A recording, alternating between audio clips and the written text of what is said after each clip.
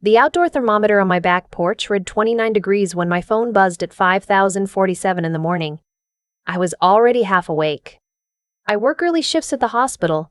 I'm a home health aide coordinator, so my body just doesn't sleep past 5 anymore. I was lying in bed scrolling through nothing when the ring notification came through. Motion detected. Front porch. I figured it was a raccoon. We get them sometimes.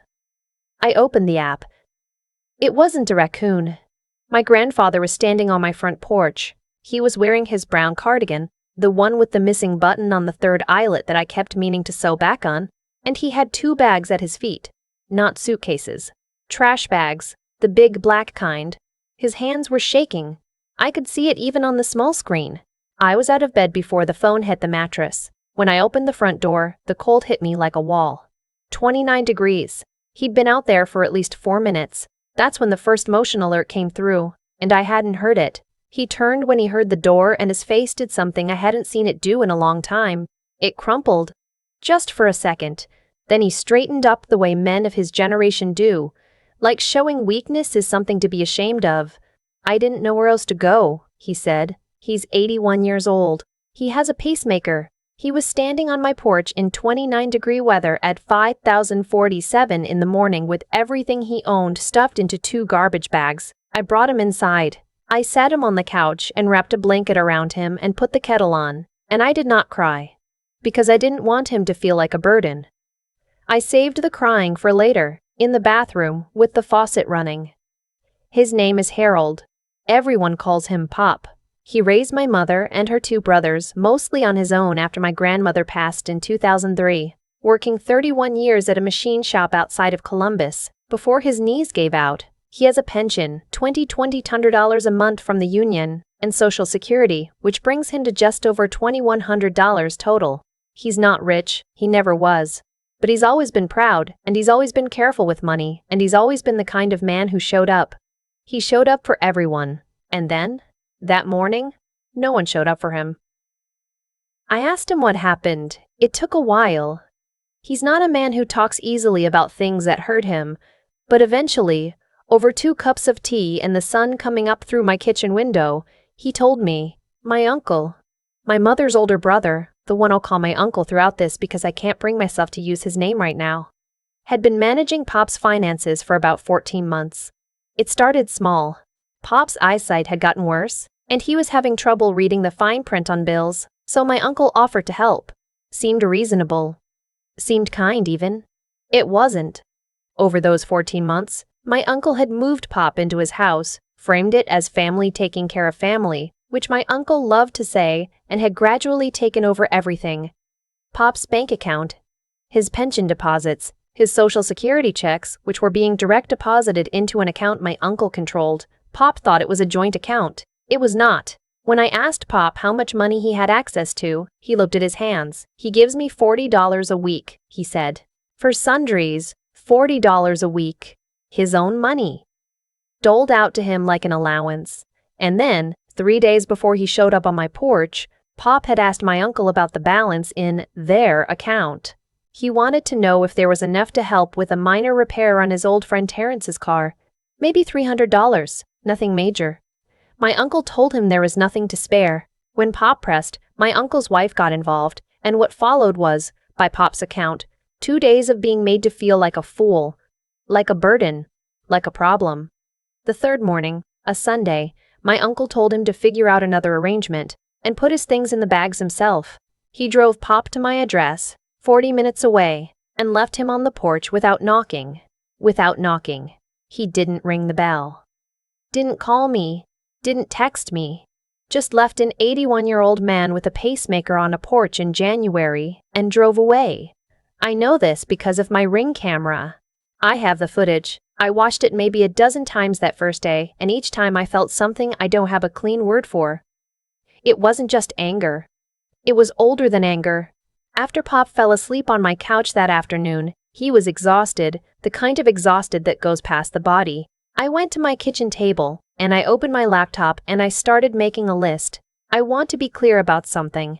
I am not a dramatic person. I don't post on social media about family conflicts. I don't send long emails. I keep records because I work in healthcare, and record keeping is just how my brain operates. So when I say I started making a list, I mean I opened a spreadsheet. Because that's what I do. I wrote down everything Pop had told me. Dates, amounts, account names where I had them. I wrote down the date and time of the ring footage. I took screenshots and saved them to a folder I labeled simply Pop, January. Then I called my mother. This is where things get complicated, and I want to be honest about it because I think the complicated parts matter. My mother knew. Not everything. I don't believe she knew the full scope of what my uncle had done. But she knew Pop had been living with my uncle, and she knew Pop had been having some memory issues, her words, and she had not visited him in 4 months. She lives 45 minutes from my uncle's house. She had not visited her father in 4 months. When I told her Pop was at my apartment, there was a silence on the line that I still think about. Then she said, "He's probably confused." I told her he wasn't confused. I told her he was sitting on my couch in a borrowed blanket after being left outside in 29-degree weather with his belongings in garbage bags. Another silence. "You don't know the whole story," she said. I told her I had it on camera. She said she'd call my uncle. I told her not to. I told her I was handling it, and I needed her to not call my uncle yet, because I was going to talk to someone first. She called him anyway. I know because he texted me 40 minutes later, a long message full of words like confused and difficult, and we've been doing our best, and you don't understand what we've been dealing with. He did not once ask how Pop was. He did not ask if Pop was. He did not ask if Pop was warm. He did not apologize for leaving an 81-year-old man outside in January. I didn't respond. Instead, I called 211, that's the social services line, and they connected me with Adult Protective Services. I explained the situation. The woman I spoke with was calm and thorough, and took everything I said seriously, which I was not entirely prepared for. She told me to document everything, to make sure Pop had access to his own identification documents, and to call back if I needed to file a formal report. She also gave me the number for a local elder law attorney. I called the attorney's office when they opened Monday morning. I want to pause here and say something about the next few days, because they were not a montage. They were hard and confusing, and there were moments when I genuinely didn't know if I was doing the right thing or just making things worse. Pop felt guilty. That's the thing no one tells you. The person being taken advantage of often feels guilty for causing trouble. He kept saying things like, "Your uncle has a lot on his plate," and "I don't want to make this into something." I had to remind myself more than once that his guilt was not evidence that I was wrong. The attorney's name was Carla. She was direct and practical, and she did not waste words. I told her everything. I showed her the ring footage on my phone. I showed her the spreadsheet I'd made. She asked me several specific questions. Did Pop have a copy of his social security statement? Did he know the account number my uncle had been using? Had he ever signed a power of attorney? That last question stopped me. I related to Pop. He thought about it for a long time. "I signed some papers," he said. "About a year ago. Your uncle said it was just in case." In case of what? Pop didn't know. He hadn't been given a copy. Carla was quiet for a moment. Then she said, "Okay, here's what we're going to do. Over the next 2 weeks, several things happened in an order that I'm going to lay out plainly because the sequence matters. First, Carla submitted a records request to the Social Security Administration and to the financial institution where Pop's pension was deposited. This is a legal process. It takes time, but it produces documentation that is very hard to argue with. Second, we established that my uncle did hold a durable power of attorney over Pop's finances, the papers Pop had signed, just in case. Under that POA, my uncle had the legal authority to manage Pop's money. He also had the legal responsibility to manage it in Pop's interest. Whether he had done that was now a question with a paper trail attached to it. Third, Adult Protective Services opened a case. A caseworker came to my apartment and spoke with Pop directly. Pop, to his credit, told the truth. He didn't minimize. I think he'd been holding it for a long time, and it was a relief to say it out loud to someone official. During this period, my uncle texted me 4 more times. My mother called me twice. My uncle's wife called me once and told me I was destroying the family and that Pop had been a handful. I saved every single one of those communications. I did not respond to any of them. My attorney had advised me not to engage, and I followed that advice even when it was very, very difficult. One call I did make. I called the local police non-emergency line and reported what had happened on that Sunday morning. An elderly man with a cardiac condition left outside in sub-freezing temperatures without notice or consent. I did not expect much to come of it. I made the call because I wanted it on record. The officer I spoke with took a report and told me that given the circumstances and Pop's age and medical condition, it could potentially be investigated as elder endangerment under Ohio statute. I didn't know that before I made the call. I also contacted the Social Security Administration directly, using the number on caed.gov to report potential misuse of benefits. They have a dedicated process for this. I didn't know that either before I started making calls. The financial records, when they came back, were a specific kind of awful. Over 14 months, approximately $18,400 had moved out of the account holding Pop's pension and Social Security in ways that were not consistent with his care expenses. My uncle had paid his own car insurance from that account. He had made a payment to a home improvement contractor that had nothing to do with Pop or Pop's room. There were grocery charges that were plausible, and there were restaurant charges and a weekend hotel stay that were not. Carla was careful not to overstate things. This doesn't prove criminal intent on its own, she said, but it raises questions that a court will take seriously. She filed a petition to revoke the power of attorney and to have a professional guardian appointed to manage Pop's affairs going forward, someone independent who would be accountable to the court. I want to be honest about what this process cost. Not just financially.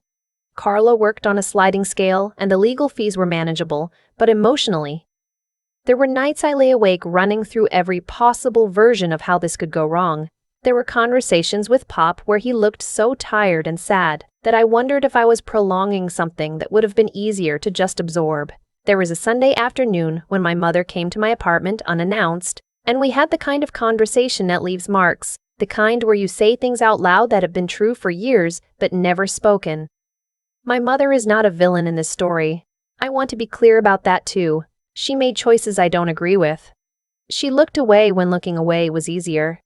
But she is also a person who grew up learning that family problems stay in the family, that you don't make trouble, that keeping the peace is its own kind of love. I don't agree with those lessons, but I understand where they came from. After the guardianship petition was filed, my uncle retained his own attorney. He contested the revocation of the POA. He submitted a statement claiming that Pop had become increasingly difficult and paranoid in recent months, and that the financial decisions in question had been made in consultation with Pop. Pop, for his part, signed an affidavit stating clearly that he had not been consulted, that he had not been informed of any of the specific transactions, and that he had been prevented from accessing his own funds. Pop's affidavit was one of the harder things I've witnessed. He sat at my kitchen table, and he read every line carefully before he signed it, and his hands were steady. He's a man who spent 31 years working with his hands, and he signed that document with the same deliberateness. Afterward, he sat quietly for a while, and then he said, "I kept giving him the benefit of the doubt because he's my son."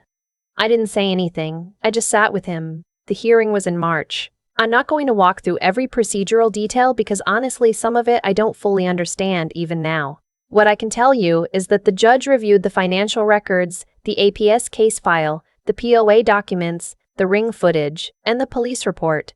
My uncle's attorney argued that Pop's testimony was colored by my influence.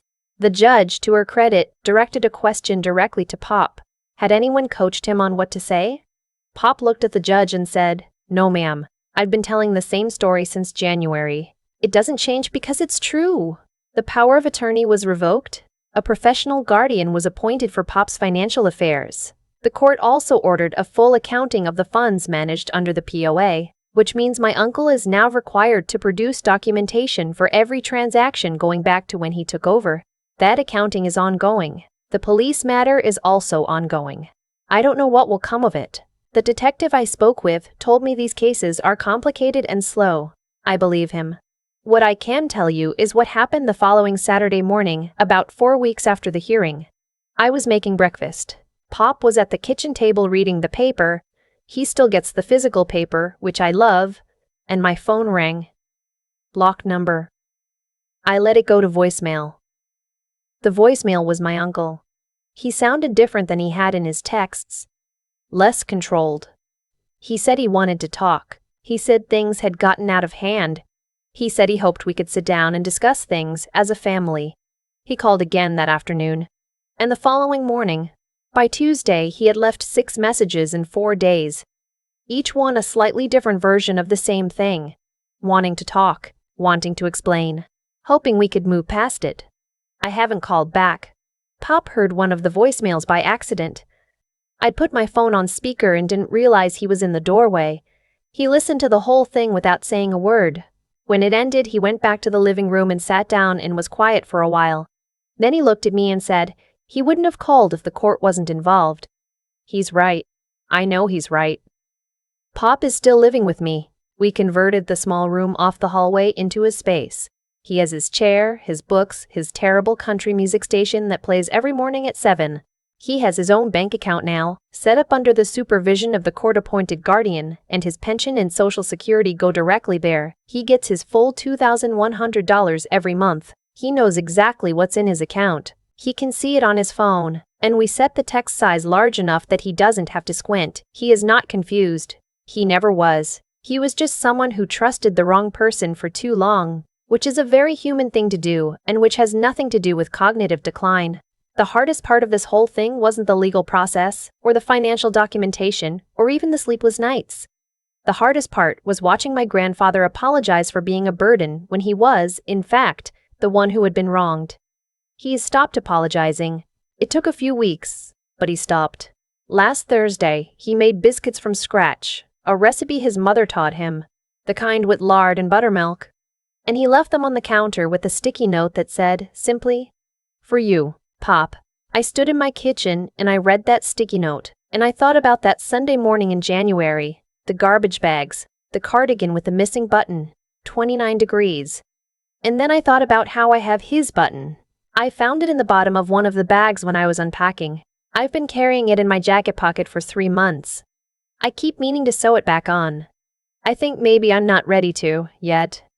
I think maybe I need to keep carrying it a little while longer. Some things you hold on to, not because you're stuck, because they remind you what you showed up for. I've thought a lot about what the word family actually means, not the greeting card version, the real one.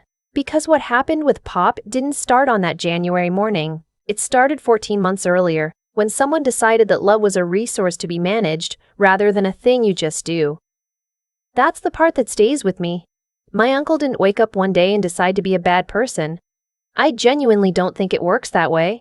I think it was smaller than that. A series of small decisions, each one a little easier than the last because the previous one had already been made. First, he took over the account. Then he stopped explaining the transactions. Then $40 a week felt normal to him, maybe even generous.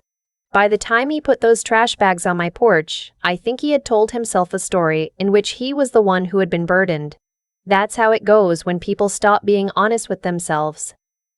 The story shifts until they're the victim of their own choices. And Pop kept giving him the benefit of the doubt, because that's what he'd always done, because the alternative was too painful to look at directly. I understand that. I really do. Trusting people you love isn't weakness. It's actually one of the harder things to do, and it takes a particular kind of courage to keep doing it after you've been hurt before. The problem isn't that Pop trusted. The problem is that trust was used against him. What I keep coming back to is this. The moment I pulled up that ring footage and saw my grandfather standing in the cold with his hands shaking, I had a choice. I could have called my uncle, smoothed things over, let Pop stay with me quietly, and hoped it wouldn't happen again. That would have been easier in the short term. It would have kept the peace. It also would have meant that nothing changed, and that the next 14 months would look exactly like the last ones, except now my uncle would know he could go further. I chose differently, not because I'm brave. I didn't feel brave. I felt terrified and sad and completely out of my depth, but because I understood something clearly in that moment. Doing nothing is also a choice, and it has consequences just as real as acting does. The financial accounting is still ongoing. The police matter is still open. I don't know exactly how it ends, but I know that Pop sits at my kitchen table every morning and reads his paper and knows exactly what's in his bank account, and that is not a small thing. That is everything. There's something I've learned about integrity that I didn't fully understand before this. It's not about grand gestures. It's about what you do when it's inconvenient. When it costs you something. When the easier path is right there, and you take the harder one anyway. Not because it feels good, but because it's true. Pop showed me that for 30 years without ever calling it anything. He just showed up. He just told the truth. I'm still carrying that button in my jacket pocket. The one from his cardigan. I'll sew it back on when I'm ready. Until then, it reminds me what I showed up for. And that, I think, is enough.